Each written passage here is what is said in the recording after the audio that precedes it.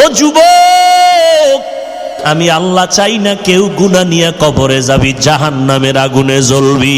কারণ আমি আল্লাহ জানি একটা সেকেন্ডের জাহান্নামের আগুন সহ্য করতে পারবি না রে গোলাম।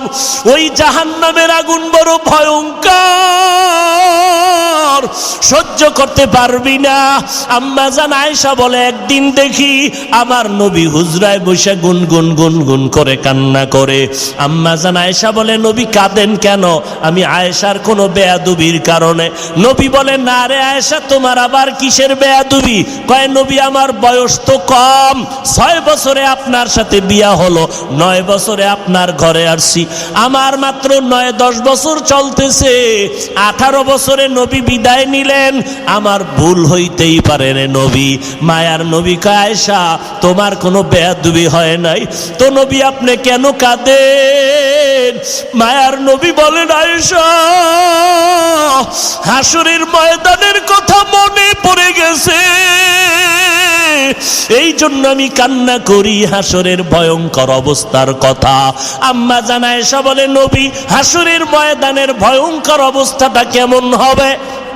নবী বলেন, আয়েশা হাসরের মাঠে সব মানুষগুলো উলঙ্গ দাঁড়াবে, সূর্যটা মাথার উপরে নেমে আসবে, সূর্যের গরমে জমিনটা তামা হয়ে যাবে, নবীদের কোনো গুনাহ নাই, সেই নবীরা পর্যন্ত কান্না শুরু করবেন, উম্মতের কথা ভুলিয়া বলবে, নাফসি নাফসি, আল্লাহ আমাকে বাঁচাও।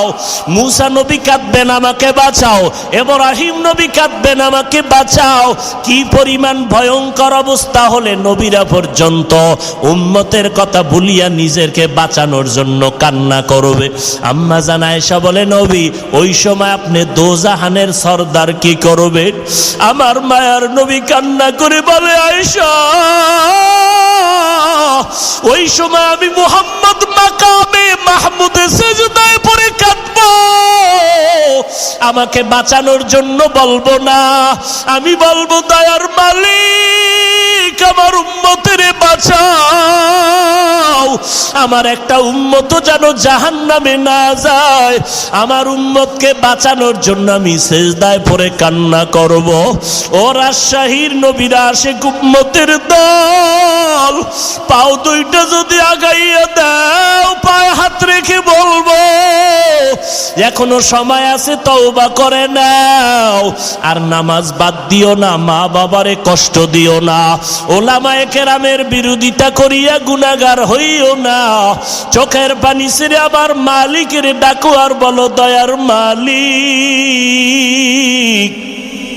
এই ইসলাহি মজলিস বড় দামি মজলিসের ভেতরে আমি গুনাহ নিয়ে ঢুকছি, এই গুনাহ নিয়ে আর ঘরে যাইতে চাই না, তুমি আমারে দয়া করে মাফ করিয়া দাও। গুনার কারণে আমার হাত না পাক, আমার চোখ না পাক, আমার জিহ্বা না পাক, আমার অন্তর না পাক, আমার মোনাজাতে কান্না আসে না, আমার ডানে বামে কত মানুষ কাঁদে, আমার চোখে কেন পানি নাই? ও আল্লাহ, গুনাহ তো সীমা লঙ্ঘন করে ফেললাম, আজকে এই ময়দানে মোনাজাতে দোয়া করো, কান্না করো, আর আমার মালিকের মনে মনে বলো, আল্লাহ জীবনে যতদিন